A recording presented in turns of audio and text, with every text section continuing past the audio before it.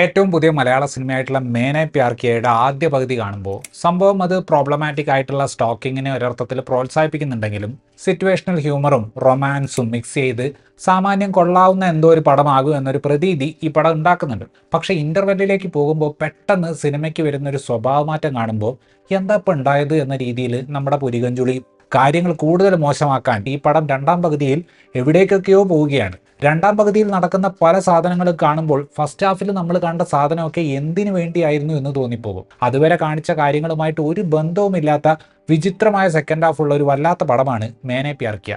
ആര്യൻ 3 മാസം മാത്രം കോളേജിൽ പോയിട്ട് അവിടെ വെച്ച് അലമ്പുണ്ടാക്കി ആ പരിപാടി അവസാനിപ്പിച്ച ആളാണ്.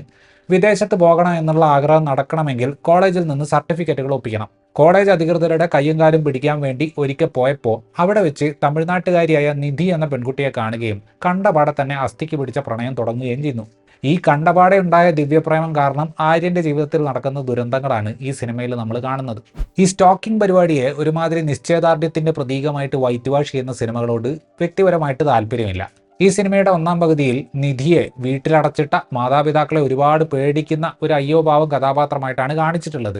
നിധിയുടെ പാരൻസ് വളരെ പവർഫുൾ ആയിട്ടുള്ള ആളുകളായിരിക്കുമെന്നും ഒരുപക്ഷെ നിധിയുടെ അതുവരെ റിവീൽ ചെയ്യാത്ത അച്ഛനായിരിക്കും ഈ സിനിമയിലെ വില്ലൻ എന്നും വരെ നമ്മൾ വിചാരിച്ചു പോകും. പക്ഷെ രണ്ടാം പകുതിയിൽ കഥ തമിഴ്നാട്ടിലേക്ക് പോകുമ്പോൾ സംഭവം നായകന്റെ പ്രേമമാണ് അയാളെ തമിഴ്നാട്ടിൽ എത്തിക്കുന്നതെങ്കിലും കഥ വേറെ ഒരു ഡയറക്ഷനിലേക്കാണ് പോകുന്നത്.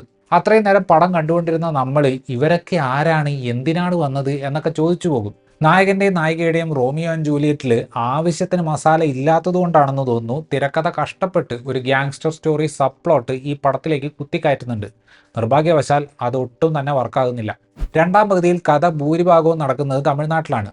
ആ ഭാഗത്തൊരു സീനുള്ളത് നമ്മുടെ നായകന്റെ സുഹൃത്തുക്കൾ അവനെ സഹായിക്കാൻ വേണ്ടി അവിടെ എത്തുമ്പോൾ ഒരു വയസ്സായ കാർന്നൂര് അവരോട് പറയും, എനിക്ക് ഈ പ്രായത്തിൽ നിങ്ങളെപ്പോലെ സുഹൃത്തുക്കൾ ഉണ്ടായിരുന്നെങ്കിൽ ഇന്ന് ഞാൻ പ്രേമിച്ച പെണ്ണിൻ്റെ കൂടെ ജീവിച്ചേനെ എന്ന്. അമ്മാവൻ ഈ സെൻറ്റി ഡയലോഗെല്ലാം പറയുന്ന സമയത്ത് നമ്മൾ ഓഡിയൻസ് ചിന്തിക്കുന്നത് ഈ സീനൊക്കെ ഈ പടത്തിൽ എന്തിനാണ് എന്നാണ്. നായകൻ്റെ നിസ്വാർത്ഥ സ്നേഹം നാട്ടുകാർക്ക് കാണിച്ചു കൊടുക്കുക എന്നതാണെന്ന് തോന്നുന്നു സംവിധായകൻ്റെ ഉദ്ദേശം. പക്ഷെ അതിൻ്റെ അകത്തേക്ക് കൺഫ്യൂഷൻ അടിപ്പിക്കുന്ന ഗ്യാങ്സ്റ്റർ റൈവലറി കുത്തിക്കയറ്റിയിട്ട് സിനിമയെ ഒരു തലയും വാലും ഇല്ലാത്തതാക്കി മാറ്റുന്നുണ്ട്. ഫസ്റ്റ് ഹാഫിലുള്ള ഡയലോഗ് ഹ്യൂമർ സീനൊക്കെ കണ്ട് ചിരിച്ചുകൊണ്ടിരുന്ന പ്രേക്ഷകർ രണ്ടാം പകുതി ആകുമ്പോൾ ഇതെന്താണ് സംഭവിക്കുന്നത് എന്ന രീതിയിലായിരുന്നു തിയേറ്ററിൻ്റെ അകത്തിരുന്നത്. നമുക്കറിയാവുന്ന പ്രശസ്തരായ ചില താരങ്ങളുടെ ഗസ്റ്റ് അപ്പിയറൻസ് ഒക്കെ ഈ പടത്തിൽ വരുന്നുണ്ട്. അവരെ കാണുമ്പോൾ കൈയടിക്കുന്നതിന് പകരം ഇവരൊക്കെ ഇത് എന്തിനാണ് ഇവിടെ എന്നൊരു തോന്നലാണ് കാണുന്നവനുണ്ടാകുന്നത്. ഒരു മോശം സ്ക്രിപ്റ്റിനെ രക്ഷിച്ചെടുക്കാൻ നാട്ടുകാരെ കൺഫ്യൂഷൻ അടിപ്പിക്കാൻ സിനിമ ഉണ്ടാക്കിയവർ ശ്രമിക്കുന്നതാണോ എന്ന് വരെ തോന്നിപ്പോകും. ഇലക്ട്രോണിക്കലി ചെയ്തിട്ടുള്ള ഈ സിനിമയിലെ പാട്ടുകൾ ആ ഒരു സിഗ്നേച്ചർ ശൈലിയുള്ള രസകരമായ പാട്ടുകളാണ്. ചില വയലൻസ് സീക്വൻസുകളിൽ സൗണ്ട് ഡിസൈൻ സ്വല്പം ഓഡായിട്ട് ഫീൽ ചെയ്തു.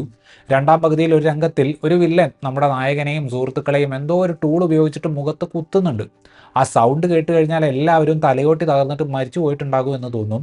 പക്ഷേ മേക്കപ്പ് ഡിപ്പാർട്ട്മെൻറ്റ് മൈനർ സ്ക്രാച്ചുകൾ മാത്രമേ ആ ഭാഗത്ത് കാണിക്കുന്നുള്ളൂ. രണ്ടാം പകുതിയിൽ ആക്ഷൻ ഭാഗങ്ങളൊക്കെ കാണിക്കുന്ന സ്ഥലത്ത് സിനിമാറ്റോഗ്രാഫിയൊക്കെ ഇംപ്രസീവാണ്. പക്ഷേ ഇതൊക്കെ എന്തിനു വേണ്ടിയാണ് എന്നൊരു ചോദ്യമാണ് ആ സ്ഥലത്ത് നമ്മളെ അലട്ടുന്നത്. ഇതിൽ തമിഴ്നാട്ടിലുള്ളൊരു കഥാപാത്രത്തെ കാണിക്കുന്ന സമയത്ത് ഫൂട്ടേജ് ക്വാളിറ്റി മഹാമോശമാണ്. ഗറില്ല മോഡിൽ മൊബൈൽ ഫോൺ ക്യാമറ ഉപയോഗിച്ച് ഷൂട്ട് ചെയ്തതുപോലെ ഉണ്ടായിരുന്നു കാണാൻ. അവസാനമായിട്ട് മുറ എന്ന സിനിമയിൽ വന്നിരുന്ന ഹൃദു ഹാറൂൺ നായകന്റെ നന്മ കണ്ട് നമുക്ക് അയാളോട് സങ്കടം തോന്നുന്ന പോലെ ആക്കാനൊക്കെ കഷ്ടപ്പെട്ട് ശ്രമിക്കുന്നുണ്ട്. പക്ഷെ ഞാൻ തുടക്കത്തിൽ പറഞ്ഞതുപോലെ എത്ര പറഞ്ഞാലും മനസ്സിലാവാത്ത ഒരു പ്രോബ്ലമാറ്റിക് കഥാപാത്രമാണ് ഈ ആര്യൻ. അയാൾ എന്തുകൊണ്ടാണ് ഇത്രയും ഈ പെൺകുട്ടിയുടെ കാര്യത്തിൽ ഒബ്സസ്ഡ് ആകുന്നത് എന്ന് കാണിക്കാൻ തിരക്കഥയ്ക്ക് ഒരു സ്ഥലത്തും സാധിക്കുന്നില്ല. എത്ര പറഞ്ഞാലും മനസ്സിലാകാത്തതിന് പ്രീതി മുകുന്ദൻ അവതരിപ്പിക്കുന്ന നിധി ആര്യനോട് ചൂടാകുന്നുണ്ട്. വെറുപ്പിക്കലാവുക എന്നതായിരുന്നു ലക്ഷ്യമെങ്കിൽ അതിൽ പുള്ളി ലക്ഷ്യത്തിലേക്ക് എത്തിയിട്ടുണ്ട്. പ്രീതി മുകുന്ദൻ ഈ സിനിമയിൽ ചെയ്യുന്നത് ഞാൻ നേരത്തെ പറഞ്ഞ പോലെ പേടിച്ച് ഒന്നും മിണ്ടാതെ ജീവിക്കുന്ന ഒരു സൈലന്റ് കഥാപാത്രത്തെയാണ്. ഒന്നാം പകുതിയിലാണ് പുള്ളിക്കാരിക്ക് കാര്യമായിട്ട് ചെയ്യാനുള്ളത്. ആ ഭാഗത്ത് വൃത്തിയിൽ തന്നെ പെർഫോം ചെയ്യുന്നുണ്ട്. അസ്കർ അലി ഇപ്പോഴും 0.5x സ്പീഡിൽ തന്നെയാണ് ഡയലോഗ് ഡെലിവറി നടത്തുന്നത്. യൂട്യൂബ് ഇൻഫ്ലുവൻസർ ആയിട്ടുള്ള അർജു മിതൂട്ടിയോടൊപ്പം സാമാന്യം കൊള്ളാവുന്ന പെർഫോമൻസ് കാഴ്ചവെക്കുന്നുണ്ട്. പക്ഷെ പടം മുന്നോട്ട് പോകുന്തോറും ഈ മൊത്തം ബഹളത്തിൽ ഇവരെല്ലാം ലോസ്റ്റ് ആവുകയാണ്.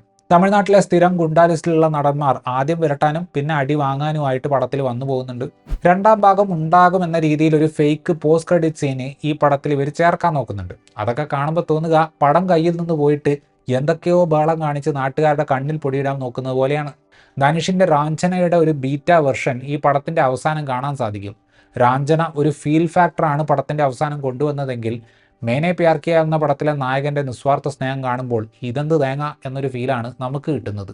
ഇത്രയുമായിരുന്നു ഈ സിനിമയെക്കുറിച്ചിട്ടുള്ള എൻ്റെ റിവ്യൂ. വീഡിയോ ഇഷ്ടപ്പെട്ടാൽ ലൈക്ക് ചെയ്യുമെന്നും കൂടുതൽ വീഡിയോകൾക്ക് വേണ്ടി ചാനൽ സബ്സ്ക്രൈബ് ചെയ്യുമെന്നും പ്രതീക്ഷിക്കുന്നു. താങ്ക്